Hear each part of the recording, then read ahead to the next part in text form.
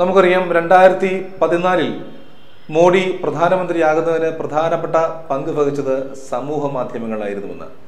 സമൂഹ മാധ്യമങ്ങളിലൂടെയുള്ള പ്രചരണം വളരെ ഇഫക്റ്റീവായിരുന്നു. അതുകൊണ്ട് തന്നെയാണ് മോഡി പ്രധാനമന്ത്രി പദത്തിലേക്ക് എത്തിയത്.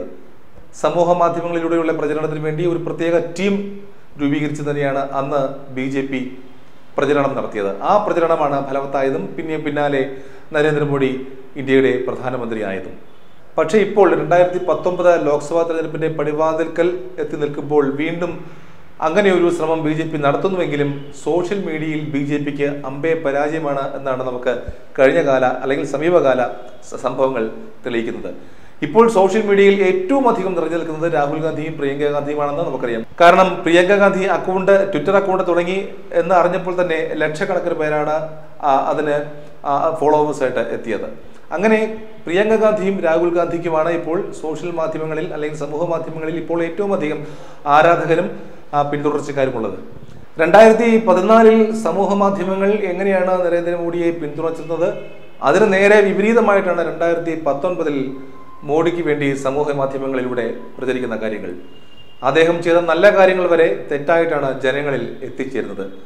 അങ്ങനെ സമൂഹ മാധ്യമങ്ങളിൽ പരാജയപ്പെട്ടതോടെയാണ് ഇപ്പോൾ പ്രത്യേകിച്ചും ഈ റഫാൽ ഇടപാടും മറ്റുമൊക്കെ വന്നതിന് ശേഷം ഈ സമൂഹ മാധ്യമങ്ങളിൽ പ്രധാനമന്ത്രിക്കും കേന്ദ്ര സർക്കാരിനുമെതിരെ വലിയ നെഗറ്റീവായിട്ടുള്ള പ്രചരണങ്ങളാണ് ഇപ്പോൾ നിറഞ്ഞിരിക്കുന്നത്.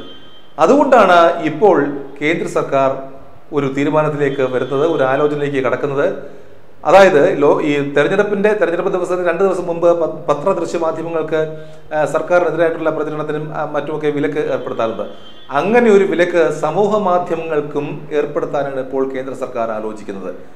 ട്വിറ്റർ അക്കൗണ്ട്, വാട്സപ്പ്, ഫേസ്ബുക്ക് തുടങ്ങിയ സമൂഹ മാധ്യമങ്ങൾക്കൊക്കെ അത്തരത്തിൽ ഒരു വിലക്ക് ഏർപ്പെടുത്താനാണ് ഇപ്പോൾ സർക്കാർ ആലോചിക്കുന്നത്.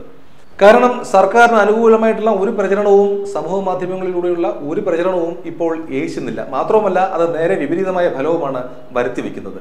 അങ്ങനെ ഒരു തലവേദന തുടരണ്ട എന്നാണ് ഇപ്പോൾ കേന്ദ്ര സർക്കാരിന്റെ തീരുമാനം. ഏതായാലും തെരഞ്ഞെടുപ്പിന് ദിവസങ്ങളുണ്ട്. അതുകൊണ്ട് തന്നെയാണ് കേന്ദ്ര വിവര സാങ്കേതിക ഇലക്ട്രോണിക്സ് മന്ത്രാലയം അങ്ങനെ ഒരു ആലോചനയിലേക്ക് കടക്കുന്നത്. സർക്കാർ അങ്ങനെ ഒരു ആലോചനയിലേക്ക് കടക്കുമ്പോൾ തീർച്ചയായിട്ടും സമൂഹ മാധ്യമങ്ങളുടെ രാജ്യത്തെ മേധാവികളും സർക്കാരിനോട് അനുകൂലമായ നിലപാടാണ് കാണിച്ചിരിക്കുന്നത് എന്നാണ് അറിയാൻ കഴിയുന്നത്.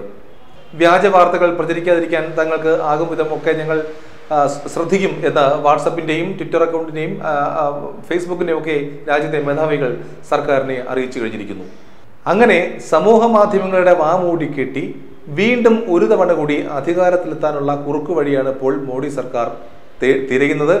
അതാണ് നടപ്പിലാക്കാൻ കേന്ദ്ര സർക്കാരും മോഡിയും ഉദ്ദേശിക്കുന്നത്.